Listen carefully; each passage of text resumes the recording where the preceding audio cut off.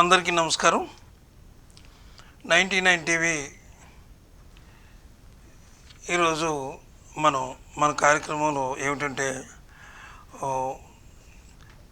ఎప్పుడు చేసేది అందరికీ తెలిసినదే. ఇది సూపర్ హిట్ సాంగ్స్ అంటే చిత్రసీమలోకి అనమాట. ఇది సూపర్ హిట్ సాంగ్స్. ఈరోజుని ఒక మంచి సాంగు, ఒక మంచి సినిమాలో సాంగు అయితే అలనాటి ఆణిముత్యం అనమాట. ఇది చాలా ముందు సినిమా. ఇది చాలా అద్భుతమైన సినిమా. పాట కూడా అలాంటిదే.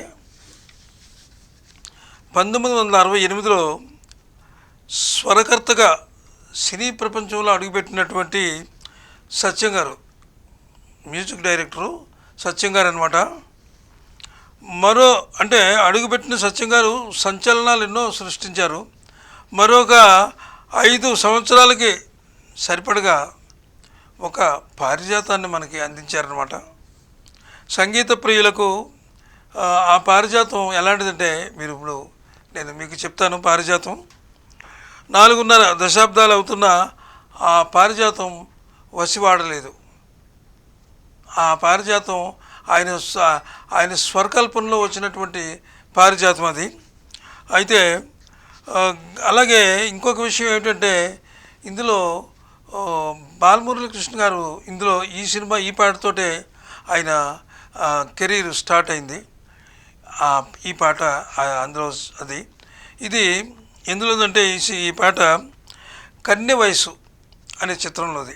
కన్య వయసు అనే చిత్రంలో ఈ పాట ఏమిటంటే, మీకు అందరికీ తెలిసినటువంటి పాట ఇది.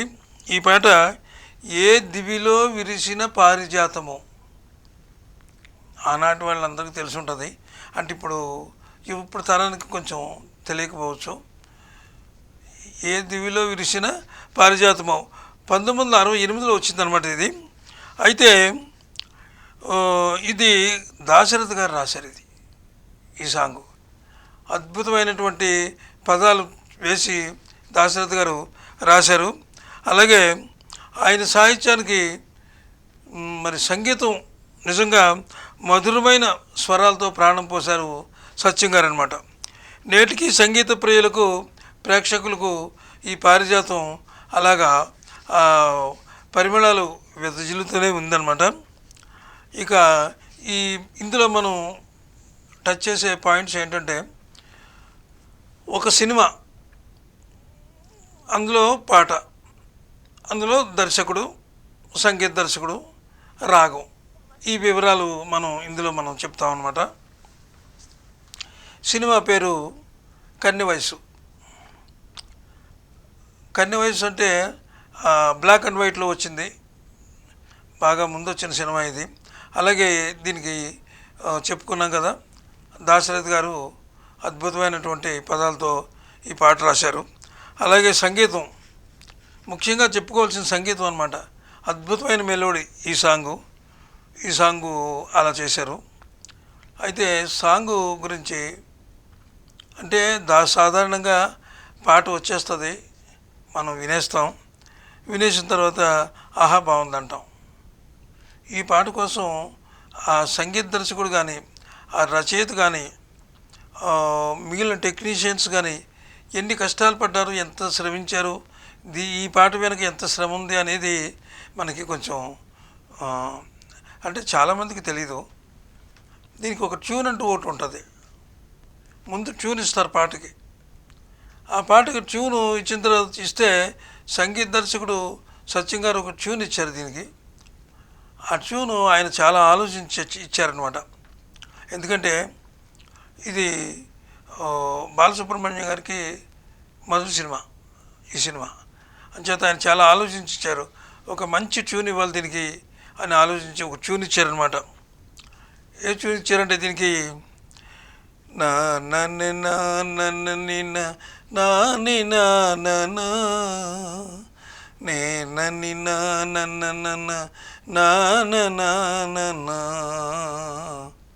అని ట్యూన్ ఇచ్చారు.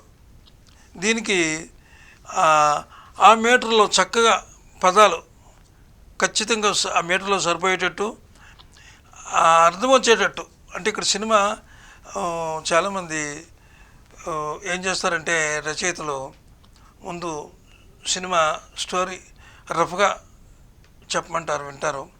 ఏ సిచ్యుయేషన్లో ఇది వచ్చింది, ఒక అబ్బాయి అమ్మాయి ఒక ప్రేమ గీతం అనేది ఇది. అబ్బాయి అమ్మాయి ఇద్దరు ప్రేమ గీతం అంటే ప్రేమించుకునేటటువంటి ఒకరి మనసులు ఒకరు కలిసి సరదాగా పాడుకునే సమయంలో వచ్చే సిచ్యుయేషను, దానికి తగినట్టుగా ఈయన ఇది ఇచ్చారనమాట. ఈ సాంగు చాలా అద్భుతంగా ఉంటుంది. ఈ సాంగ్ నేను వినిపిస్తాను. అయితే నేను ఏమి పెద్ద సింగర్ని కాదు, మామూలుగా వినిపించే ప్రయత్నం చేస్తాను.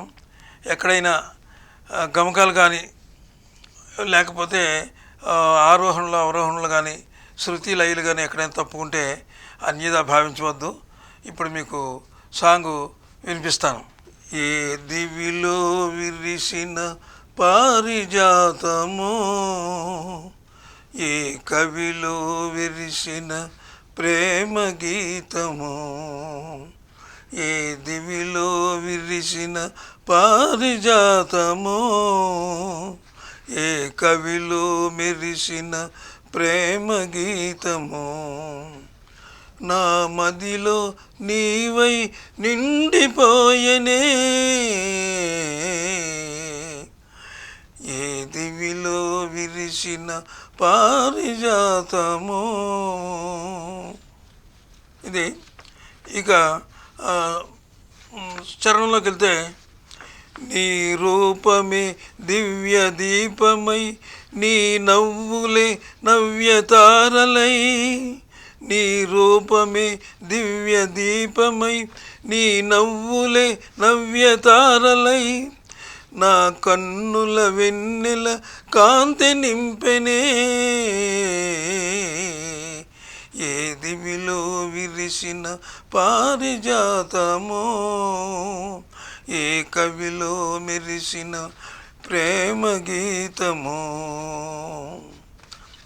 పాలబుగ్గలను లేత సిగ్గులు పల్లవించగా రావే, పాలబుగ్గలను లేత సిగ్గులు పల్లవించగా రావే, నీలి ముంగురులు పిల్లగాలిలో ఆటలాడగా రావే, నీలి ముంగురులు పిల్లగాలిలో ఆటలాడగా రావే, కాలి అందియలు గల్లు గల్లు మన, కాలి అందియలు గల్లు గల్లు మన, రాజహంసల రావే, ఏ దివిలో విరిసిన పారిజాతము, ఏ కవిలో మెరిసిన ప్రేమ గీతము,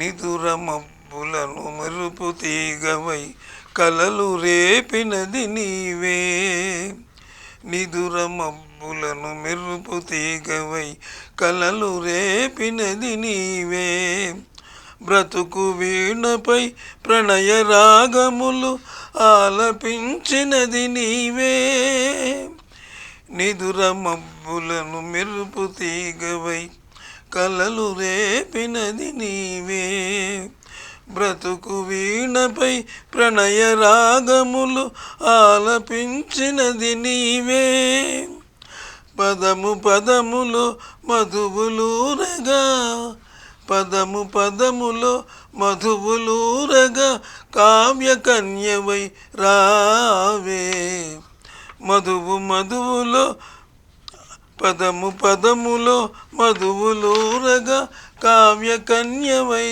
రావే, ఏ దివిలో విరిసిన పారిజాతమో, ఏ కవిలో మెరిసిన ప్రేమ గీతము. ఇది పాట. అంటే ఈ పాటలో మీకు శృతి లయలు ఎక్కడైనా కొంచెం తేడాలు వస్తాయి, ఎందుకంటే అప్పుడు బాలసుబ్రహ్మణ్యం గారు మొదటి పాట ఇది. చాలా అద్భుతంగా పాడారు ఈ పాటని. అంటే వాళ్ళగా నేను పాడలేను కాబట్టి ఏదో ఏదో ప్రేవర్స్ మీకు ప్రేవర్స్లో రచన చదివేసినట్టుగా చదివితే బాగుంటుందని నేను ఏదో కొంచెం లయబద్ధంగా నేను చెప్పాను. ఇందులో ఎక్కడైనా మిస్టేక్స్ ఉంటే మీరు అన్యదా భావించవద్దు.